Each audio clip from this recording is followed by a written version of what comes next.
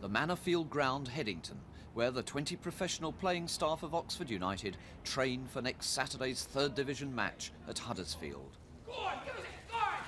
Keep smiling, keep smiling. And again, go on! On the field, they're going through one of their best runs ever. Only 10 defeats in the last 50 games. But away from it, events have reached crisis point, as their chairman, dental surgeon Bill Reeves, explains. Unless someone like Mr Maxwell comes in and saves the club, or some other money is found from some other source, within 2 or 3 weeks, I think that someone will issue a writ and will bring in the receiver. And how have you got into this position? Well, football is going through a bad time. This is not a unique situation for Oxford United. You will find many of the clubs in the country, you could sit down and be holding this conversation with them, perhaps not with the same urgency that you're holding it with us now, but I think that you would find many clubs who would sit here and tell you their plight is pretty dire at the moment, because we are not devoid from the recession. It's going to hit football like any other business, and I think you would find this repeated in other parts of the country.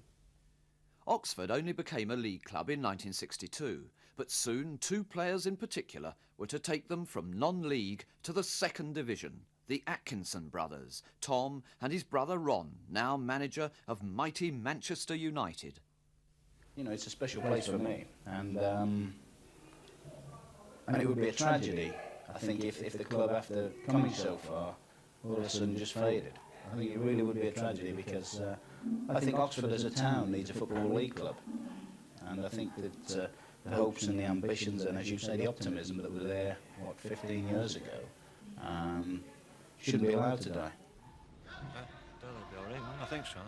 Meanwhile, manager Ian Greaves and his club captain, Billy Jeffrey, plan for success on Saturday.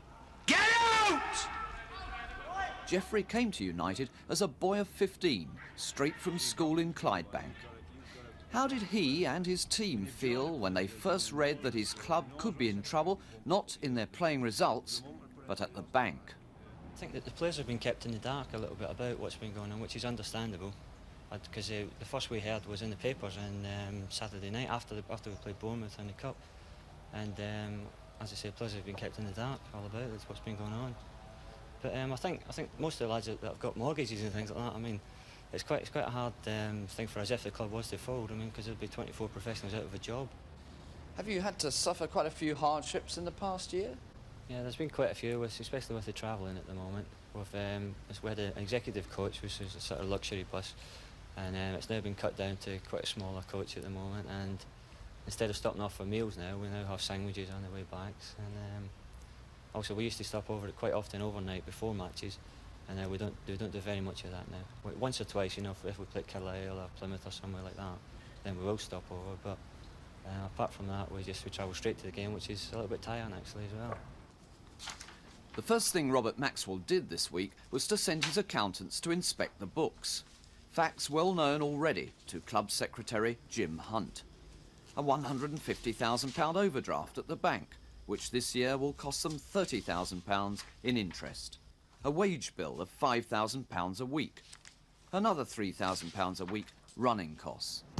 Then there are the numbers of people who watch United, or rather don't.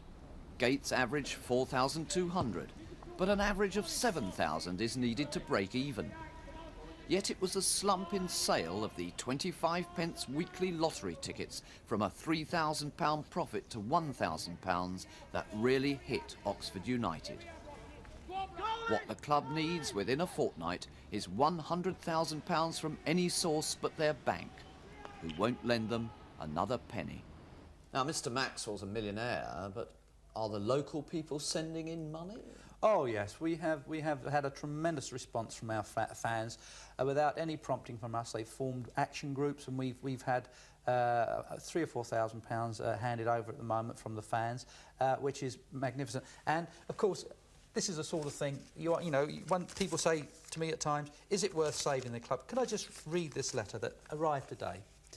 It's from a 10-year-old David Padbury, who lives at near Buddycote, near Banbury, and it says, "Dear Ian Greaves, I have £3 to save Oxford United from going out of the league. I hope Oxford stay in the league. Yours sincerely, David Padbury."